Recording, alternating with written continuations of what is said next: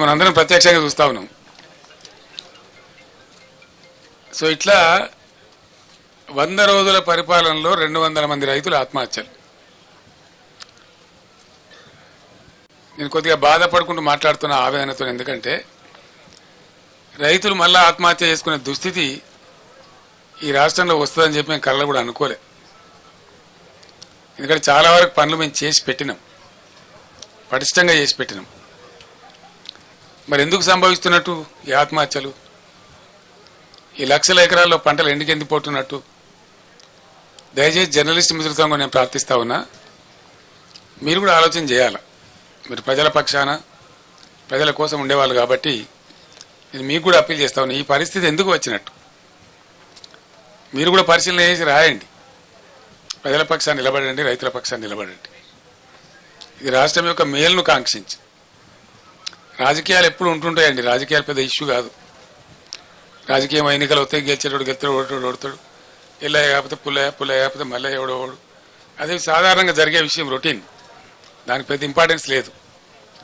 కానీ ఈ సామాజికమైనటువంటి పరిస్థితి తెలంగాణలో అద్భుతంగా మారి ఉన్నత శిఖరాగ్రాలకు చేరుకొని దేశంలోనే నంబర్ 1 స్థాయికి ధాన్యం ఉత్పత్తిలో ఎదిగిన రాష్ట్రం అనతి కాలంలో, ఇంత స్వల్ప కాలంలో ఎందుకు ఈ బాధకు గురి కావాలి?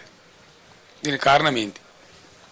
నంబర్ 1, అద్భుతమైనటువంటి ప్రపంచ దేశాలు, యుఎన్ఓ దేశంలో దాదాపు 15-16 రాష్ట్రాలు కొనియాడి వాళ్ళు అమలు చేసుకుంటున్న పథకం మిషన్ భగీరథ. ఎందుకు మంచినీళ్ళ కొరత రావాలా?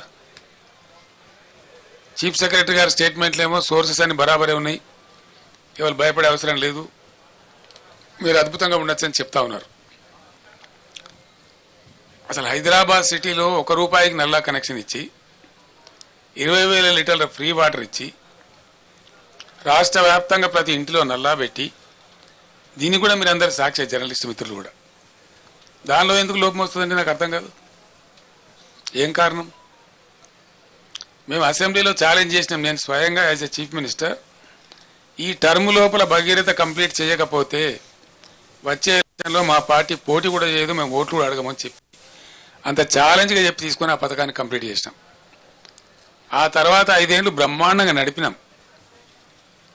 బిందె పట్టుకొని ఆడబిడ్డ ఇక్కడ కనబడలే రోడ్డు మీద. పబ్లిక్ స్టాండ్ పోస్ట్స్ అన్ని మాయమైపోయినాయి రాష్ట్రంలో. ఏ టౌన్లో కానీ ఎక్కడ కానీ మంచినీటి ట్యాంకర్ మనకు కనబడలే గత 5 సంవత్సరాలు. మరి ఇప్పుడు ఎందుకు బిందెలు ప్రత్యక్షమవుతున్నాయి? ఎందుకు మళ్ళీ నీటి మూతలు స్టార్ట్ అయినాయి? ఎందుకు నీళ్ళ ట్యాంకర్లు విచ్చలవిడిగా వ్యాపారం చేస్తున్నాయి? హైదరాబాద్ సిటీలో కూడా ట్యాంకర్లు పెట్టాల్సిన దుస్థితి ఎందుకు దాపరిస్తూ ఉంది? ఇవి ఆలోచించాల్సిన విషయం.